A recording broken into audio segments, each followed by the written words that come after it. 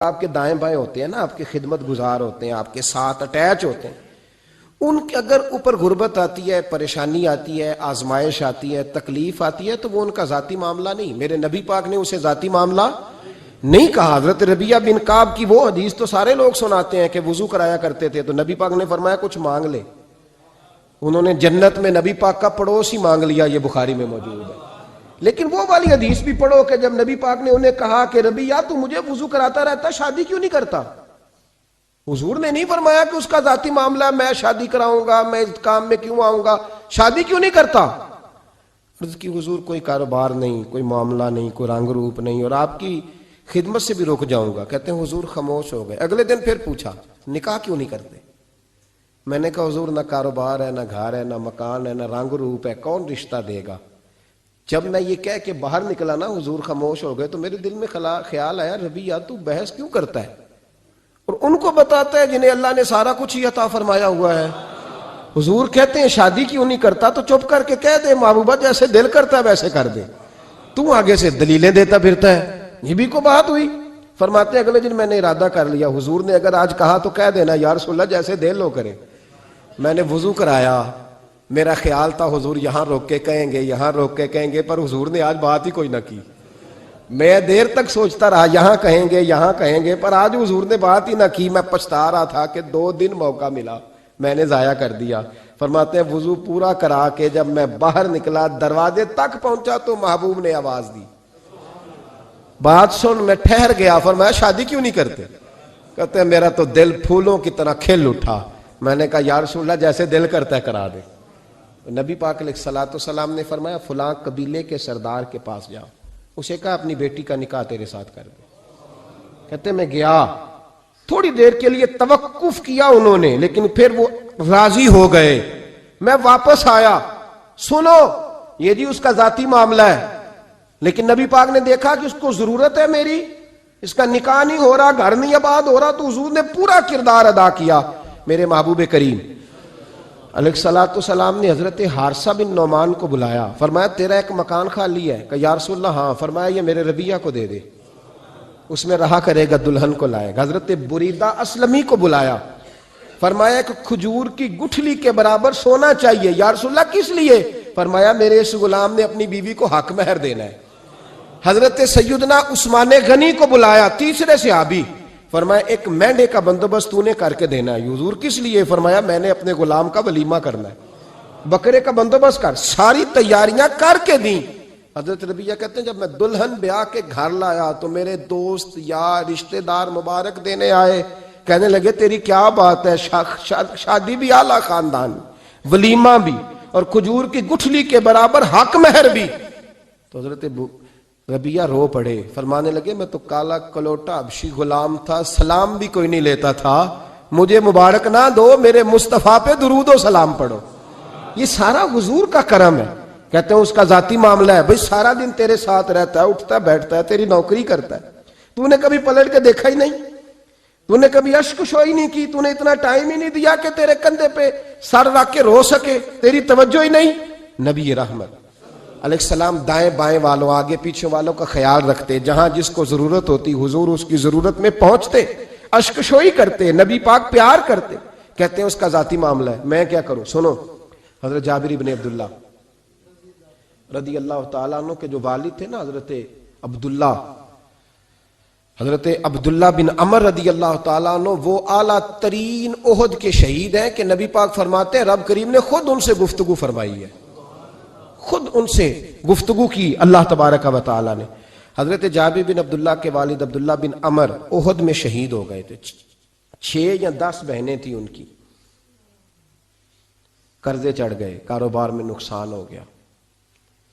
ضروری نہیں کہ کوئی آدمی دھوکے بازی ہو تو وہ مقروض ہوتا ہے، یہ ضروری نہیں. تلک الایام نداولھا بین الناس، اللہ لوگوں کے دن پھیرتا ہے، حالات تبدیل کرتا ہے. اب صحابی پہ کچھ شک کر سکتا ہے؟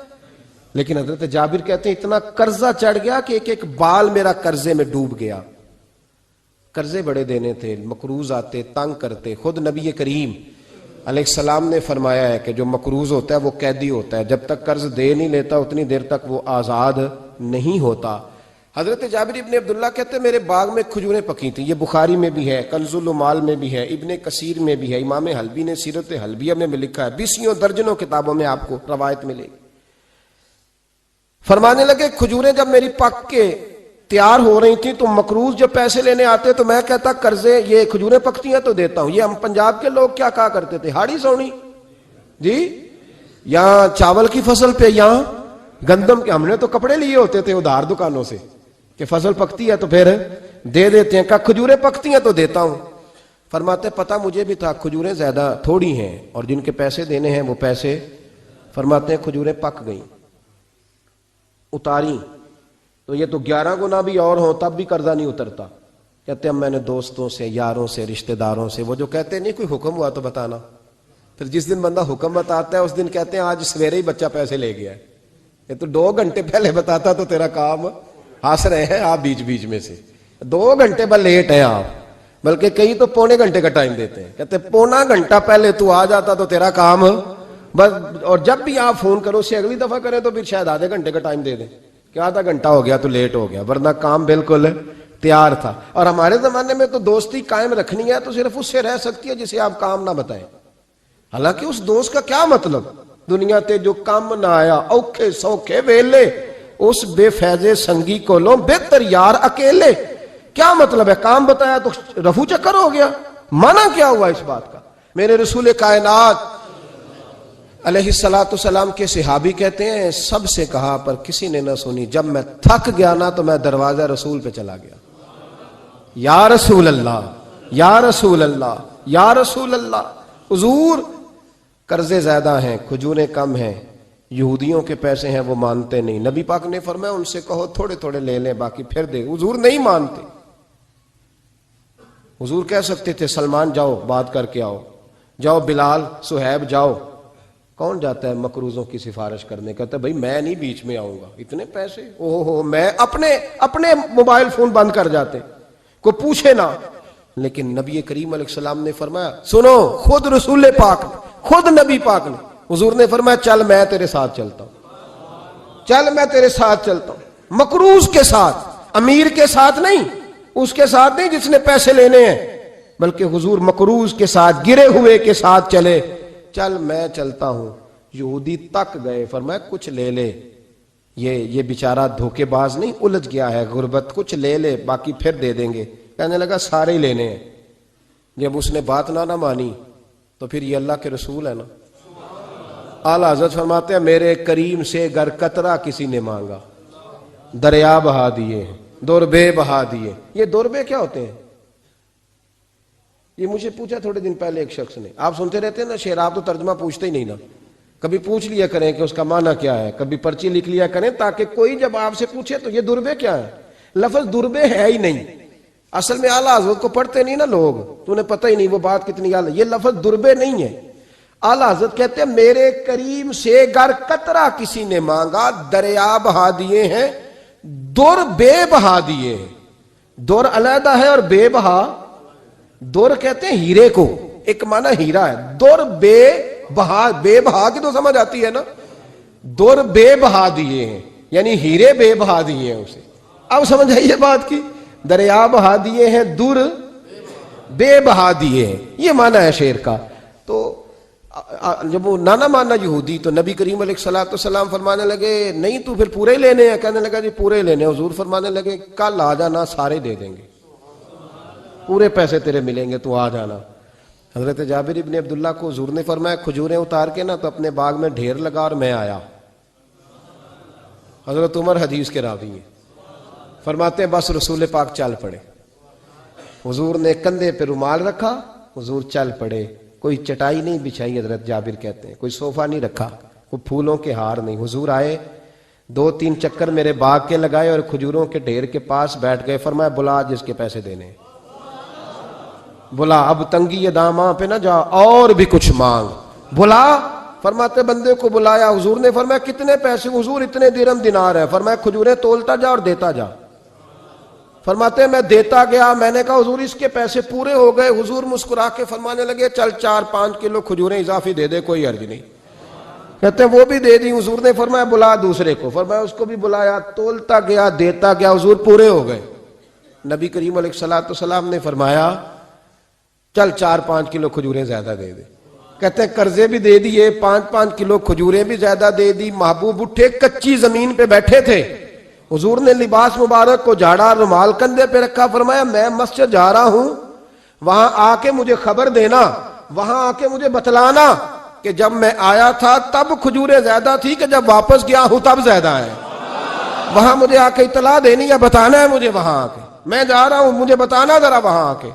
حضرت جابر ابن عبداللہ کہتے ہیں میں نے کھجوریں تولی, میں تھک گیا. میں تھک گیا, ڈھیر تو چھوٹا تھا پر وزن ہی بڑا نکلا. کہتے ہیں میں تھک گیا, جتنی دی تھی نا اس سے زیادہ تول کے باقی پڑی رہنے دی. میں مسجد میں گیا, ذرا لفظ سننا حدیث کے. کہتے ہیں مسجد میں گیا, جا کے عرض کی یا رسول اللہ میں تول آیا ہوں. جب آپ آئے تھے تھوڑی تھی, اور جب واپس آئے ہیں تو کئی گنا بڑھ گئی ہیں. حضور نے پتہ کیا فرمایا؟ فرمایا یہ بات نا جو تو نے مجھے بتائی ہے, یہ بات ذرا میرے عمر فاروق کو بھی بتا. عمر بڑا راضی ہوگا. عمر کو بھی بتلا یہ بات. گویا نبی پاک کے معجزات کی, فضائل کی, شمائل کی باتیں جب بتائی جاتی تھیں صحابہ کے دل ٹھنڈے ہوتے تھے.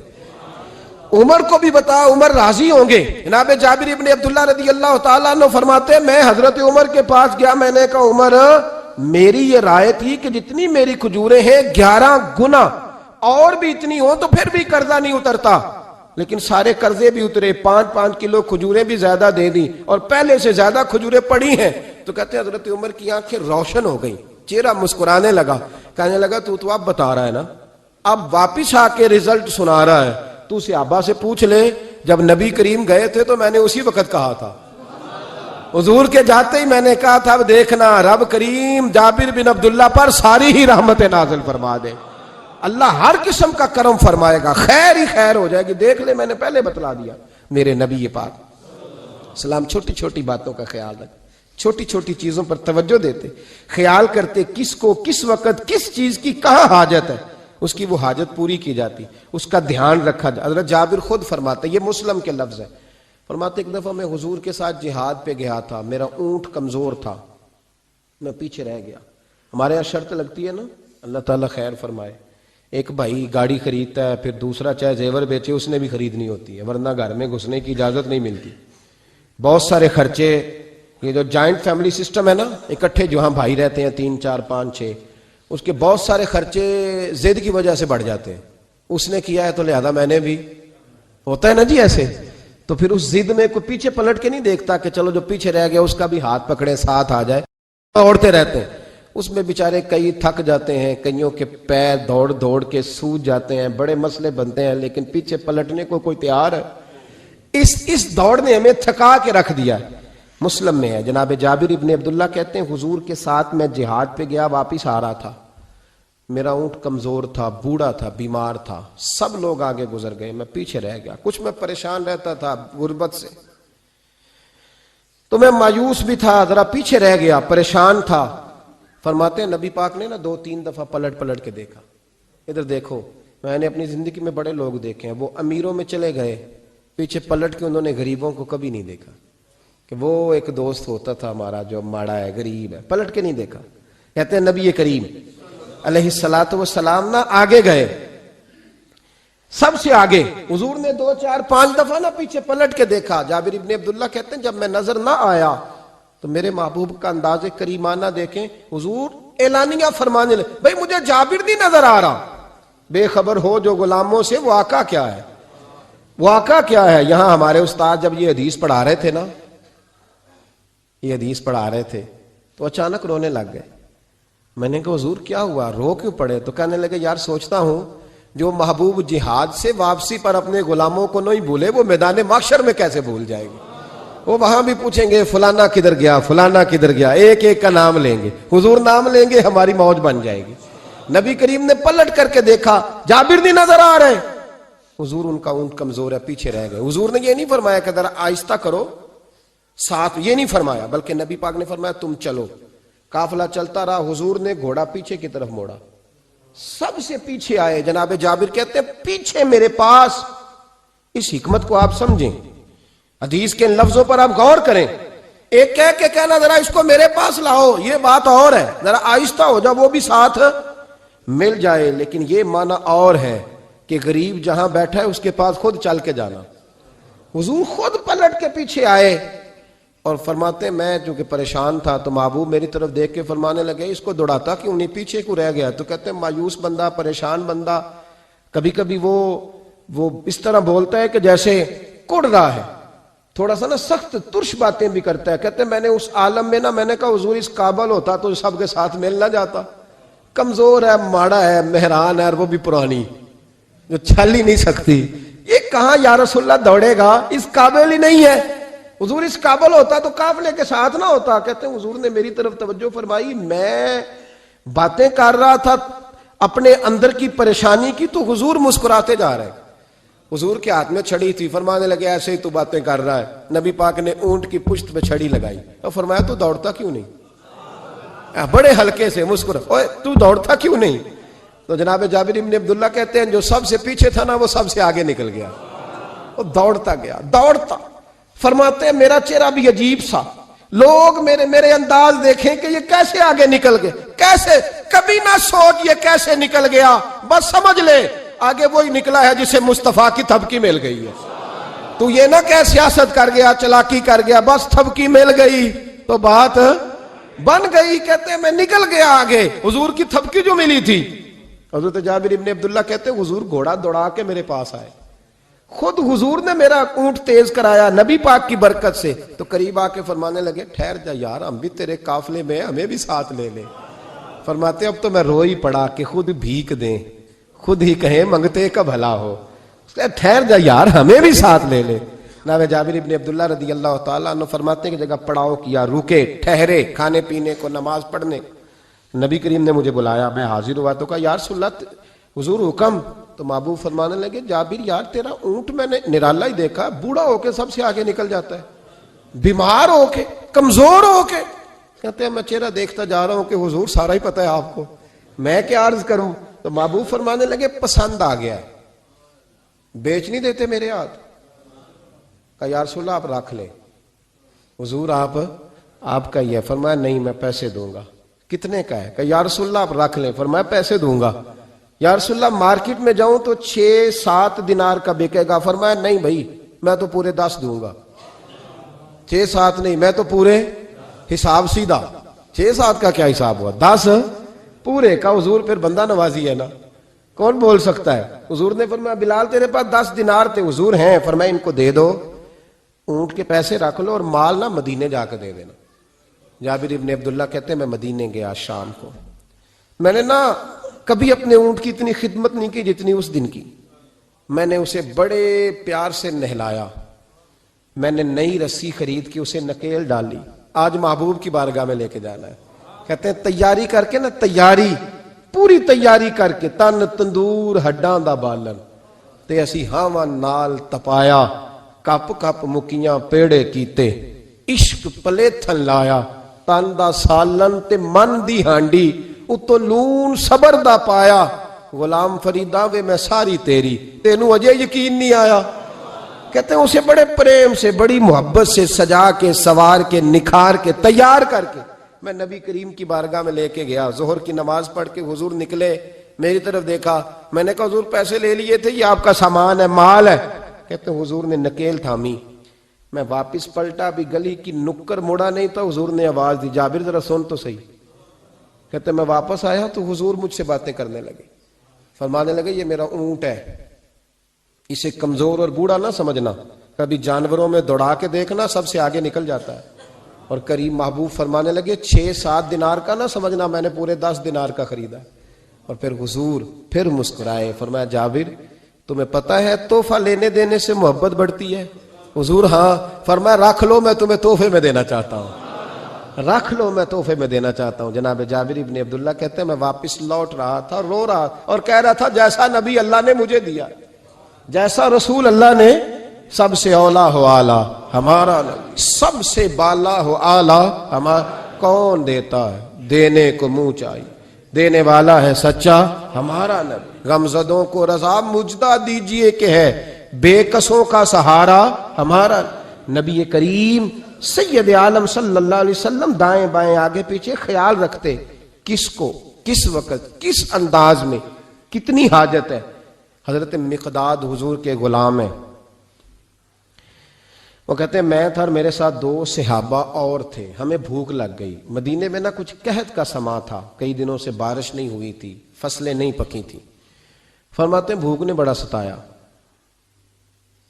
ہمارا یہ طریقہ تھا کہ جب ہمیں شدید بھوک لگتی تھی تو ہم کسی صحابی سے کوئی مسئلہ شرعی مسئلہ دریافت کرتے تھے. یہ اب جا کے ہر قاری صاحب پہ ہر امام صاحب پہ فٹ نہ کر دینا بات. آپ باتیں سنتے ہیں پھر ترجمے اپنی مرضی کے کرتے ہیں. جا کے ہر مولوی صاحب پہ فٹ نہ کر دینا. کہتے جب مسئلہ پوچھتے تھے نا کسی صحابی سے تو پہلے روٹی کھلاتا تھا پھر مسئلہ بتاتا تھا. اب میں پہلا وضاحت کر لی یہ گل دی آپ, اس لیے میں نے اگلی بات بعد میں کی ہے, کیونکہ آپ نے اسی حساب سے روٹی کھلانی ہے نا جس حساب سے اپنے امام کو تنخواہ دیتے ہو, اسی حساب سے روٹی کھانی ہے نا اس بیچارے. تو فرمانے لگے کہ جب نہ ہم کسی شخص سے کسی صحابی سے مسئلہ پوچھتے نا تو پہلے وہ, اس لیے یہ جو آستانوں پہ لنگر ہوتا ہے, یہ جو بزرگان دین خانقاہوں پہ لنگر رکھتے ہیں, یہ صحابہ کا طریقہ ہے کہ جس کو دین بتایا جاتا تھا اسے پھر لنگر بھی کھلایا جاتا ہے. بہت سارے لوگ اس کا مذاق اڑاتے ہیں کہ یہ کیا ہے بھائی, یہ رسول اللہ کی سنت ہے. صلی اللہ ہو, پڑھیے درود صلی اللہ ہو. چلے جنہوں نے پہلے نہیں پڑھا وہ بھی شامل ہو جائے, پڑھے صلی اللہ تعالی علیہ وسلم. فرماتے ہیں اس دن بڑی بھوک لگی. 3 دوست تھے ہم, 3 صحابہ تھے. ہم نے حضرت ابوبکر صدیق کو گلی میں کھڑا کر لیا. سب صحابہ کے حالات کچھ نہ کچھ ان دنوں میں نا ٹائٹ تھے, کمزوری تھی, چونکہ فصلیں نہیں تھی, بارشیں نہیں تھی. ابوبکر ایک مسئلہ پوچھنا ہے. کہتے کھڑے کھڑے جناب صدیق اکبر نے کہا پوچھو. پہلے روٹی بھی ساتھ پوچھتے تھے, کہنے لگے چلو پوچھو. کہتے مسئلہ پوچھا اور بتا کے رخصت ہو گئے. پھر ہم نے حضرت عمر سے پوچھا, انہوں نے بھی سوال کا جواب دیا پر کھانا نہ پوچھا. پھر 2-3 اور لوگوں کو ہم نے ٹٹولا, لیکن اس دن سب نے مسئلہ ہی بتایا, روٹی نہیں پوچھی. حضرت مقداد کہتے ہیں ہم نے پروگرام بنایا حضرت عبد الرحمن ابن عوف سے مسئلہ پوچھنے کا, تو میرے ساتھ والے دونوں کہنے لگے بس کر, بڑے آزما لیے, اب چل سیدھا دروازہ رسول پہ چلے. اب مسئلہ پوچھنا ہے تو ان سے پوچھنا ہے جن سے سن کے ساری دنیا مسئلے بتاتی ہے, انہی سے پوچھتے ہیں, ڈائریکٹ چلتے ہیں. کہتے ہیں ہم آئے مسجد نبی میں, حضور بیٹھے تھے. حضرت مقداد کہتے ہیں ہماری بکریوں کے تھنوں میں دودھ خشک ہو گیا تھا. حضور تشریف فرما تھے, السلام لی, دست بوسی کی, اتحیات میں بیٹھ گئے. حضور ایک مسئلہ پوچھنا تھا. حضور مسکرائے, فرمانے لگے لگتا ہے بھوک لگ رہی ہے تم تینوں کو, مجھے مسئلے کی سمجھ آ گئی, بھوک لگی ہوئی ہے. یا رسول اللہ بڑی.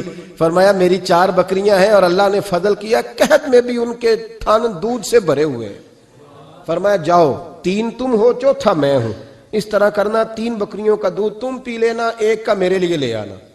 کہتے ہیں یا رسول اللہ ہم پی آئے. تو حضور نے فرمایا رکو, جب تک تمہارا دل کرے میرے مہمان بن سکتے ہو. فرماتے ہم 3 دن نبی پاک کے مہمان رہے. صبح و شام 4 بکریوں کا دودھ دھوتے, 3 کا پی لیتے, 1 پیالہ حضور کے لیے رکھ لیتے. فرماتے ہیں تیسرا دن آیا نا, حضرت مقداد کہتے ہیں وہ تو سو گئے دودھ پی کے, پر وہ جو نبی پاک کے لیے پڑا تھا نا, میری بار بار توجہ اس کی طرف جاتی, بار بار, اور میرے اندر سے آواز آتی کہ حضور کو تو بڑی خدمت کرتے ہیں صحابہ, تو حضور نے تو شاید کچھ اور کھا لیا ہو تو پی نہ لوں. کہتے ہیں کئی دفعہ میں نے روکا پر میں نہ ہی اپنے آپ کو روک سکا, میں پی گیا حضور کے حصے کا بھی دودھ.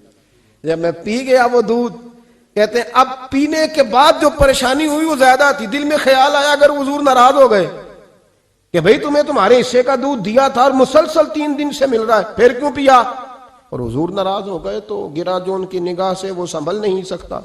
فرمانے لگے اسی پریشانی میں تھا کہ حضور آ گئے, اب تو میرا وجود کانپنے لگا. سرکار سیدھے اس پیالے کی جانب گئے جس میں دودھ ہوتا تھا.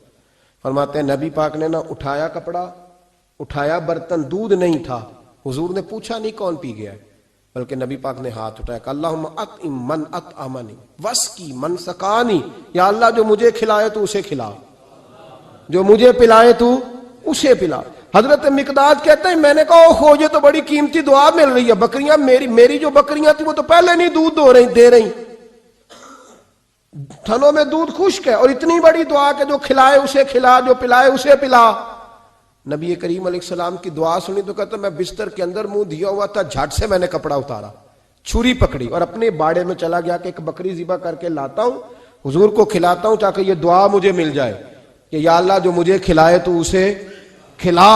فرماتے ہیں میں بکریوں کے باڑے میں گیا, جن بکریوں کو کئی دن ہو گئے تھے دودھ نہیں دیا تھا، جیسے ہی میں نے چراغ جلایا میں حیران ہو گیا کہ سب کے تھن دودھ سے بھرے ہوئے۔ کہتے میں نے 3-4 بکریوں کا دودھ دھویا، برتن میں بھرا، محبوب کی بارگاہ میں لایا۔ کہتے ہیں حضور نے خوش ہو کے پیا۔ جب پی لیا نا نبی کریم نے تو حضور فرمانے لگے چل میں نے تیرا لایا، پی لیا، اب یہ بتا میرا کس نے دیا تھا؟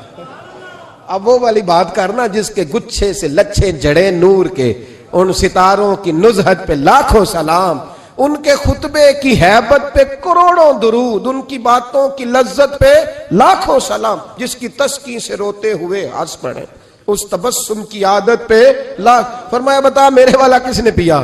کہا یا رسول اللہ بڑا روکا اپنے آپ کو، پر محبوبہ آپ کی بکریوں کے دودھ کی لذت ہی کیا ہے؟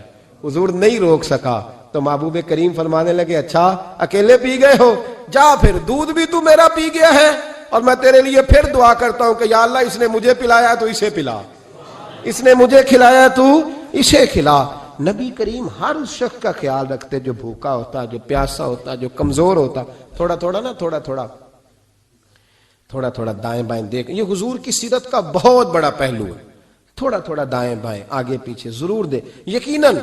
یقیناً جب آپ کسی کے کام آتے ہیں تو آپ کو آزمائش سے گزرنا پڑتا ہے۔ یقیناً میں نے اپنے دور میں یہ منظر دیکھا ہے، اگر آپ ہاتھ پھیلا رہے ہیں تو آپ مانگنے والے ہیں، اور اگر آپ ہاتھ نہیں پھیلا رہے تو لوگ کہتے ہیں پتہ نہیں کوئی تو چکر ہوگا۔ اگر آپ سوال نہیں کر رہے تو پھر لوگ کہتے ہیں کوئی تو ایسا کھاتا ہوگا جہاں سے دولت، یعنی کوئی ایسی سمت نہیں جہاں آپ محفوظ رہ سکیں۔ آپ کو دونوں جانب سے لوگ گھیریں گے، دونوں جانب سے۔ جب آپ کسی کے کام آئیں گے، جب آپ کسی تک پہنچیں گے، جب آپ کسی کو، اور میں نے یہ بھی دیکھا ہے، میں ساری حفظ ما تقدم کے طور پہ آپ کو سمجھا رہا ہوں، آپ نے کسی شخص کی مدد کر دی نا، آپ نے مدد کی تو وہ بھی کئی دفعہ بدگمان ہوتا ہے کہ اس کے پاس بڑا کچھ تھا تبھی تو مدد کی نا اس نے، حالانکہ آپ نے ان باتوں پہ غور نہیں کرنا۔ یہ ساری چیزیں آئیں گی، کیونکہ اگر کسی شخص کی بری عادت کی وجہ سے آپ اپنی اچھی چھوڑ دیں گے تو پھر آپ کا نقصان ہوگا، اس کا نقصان۔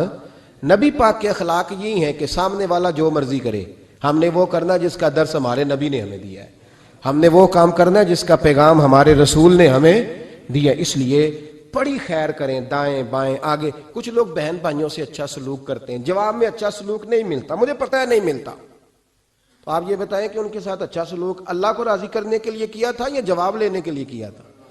آپ نے نہیں دیکھنا کہ سامنے والا کیا کر رہا ہے، آپ نے یہ دیکھنا ہے کہ اللہ کس بات میں راضی، اللہ کے رسول کس بات میں راضی، میری آخرت کا نفع کس چیز میں، میری روح کو، میرے ضمیر کو اطمینان کیسے ہے۔ یہ تصور رکھ کے جب خیر کریں گے تو پھر اللہ بڑی ہی بھلائی عطا کرے گا۔ آخر دعوانا ان الحمدللہ رب العالمین۔